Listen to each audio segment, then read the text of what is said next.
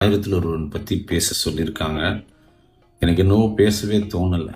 ஏன்னா அந்த படம் கொடுத்த ரணங்கள், மனசு முழுக்க காயங்கள், தழும்புகள், அது என்றைக்குமே ஒலிச்சுக்கிட்டே தான் இருக்கும்னு பேச தோணலை. ஒரு மாதிரி அவ்வளவு வலி எதுக்குமே நான் யாரும் அனுபவிச்சிருக்க மாட்டாங்க.